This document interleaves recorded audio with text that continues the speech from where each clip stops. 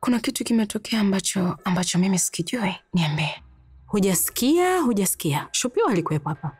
Na amepatiwa pesa na nguzo. Nikisema pesa, namaanisha pesa. Tena ni nyingi sana hizo pesa. Unamaanisha Shupiwe?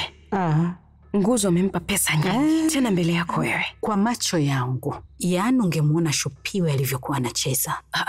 Kwa nini? Kwa nini ampe pesa nyingi? Sijui Tombi. Na kama nikifikiria kuhusu hilo, najua kwamba mimi na wewe hatuelewani, lakini miongoni mwa wake zake, wewe ndio unastahili pesa zaidi. Unajua wewe ndio mtu wa kwanza ambaye angekuwa anakupa pesa. Unahitaji hilo. Unajua nini? Unatakiwa umlazimishe. Unatakiwa ufanye chochote kuweza kupata pesa kwa Nguzo. Tombi, Nguzo amekusahau kwani? Kwa sababu ana furaha na anagawa pesa tu. Hebu mtazame.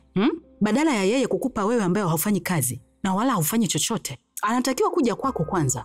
Unatakiwa uanze kumlazimisha. Anza kulazimisha rafiki yangu. Ataendelea kusahau wewe na atakusahau kabisa. Shauri yako. Mimi naondoka. Fikiria kuhusu hilo hata ukilala. Wewe fikiria juu ya hilo.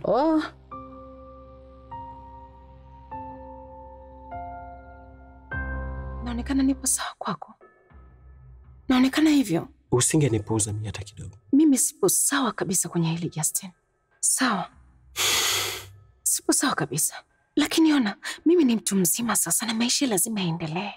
Ni kweli, unaweza kuwa sawa na maisha yako yakaendelea. Wakati mtu ambaye kamuua kaka yetu bado yupo. Na akitembea kama mtu ambaye yupo huru wakati wote. Sasa niambie, kunywa hizi pombe na kutumia madawa ya kulevya kunatatua vipi hili tatizo? Sikiliza. Unahitaji kuacha kukitumia kifo cha kaka yetu kama sababu ya kutoishi maisha yako wewe. Hiyo sio sababu. Ni sababu. Na unamuingiza Shedrack katika shida hii na sipendezwi na hili. Kivipi? Kivipi? Kwani wewe ni nani aliyekupata jana? Sikiliza, yani sio kwamba kama nimempigia mmoja wenu na kumwambia kwamba haje unichukua. Na wala sikuhitaji msaada wa mtu. Sasa una uwezo kabisa wa kuongea na mimi kama hivyo Ukiwa unajifanya kama mtoto mjinga, ukatuacha na hatujui chochote kile cha kufanya. Umeniharibia na budi yangu ya kula.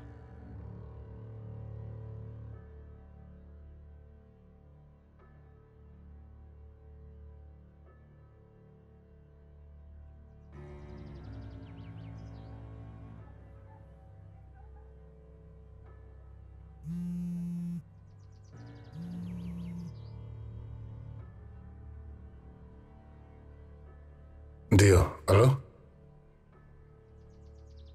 Niambie, nini kinachoendelea huko?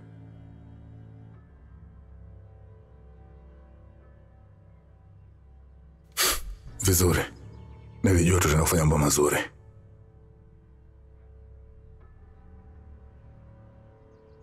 Sawa. Ningetamani muangalie zaidi.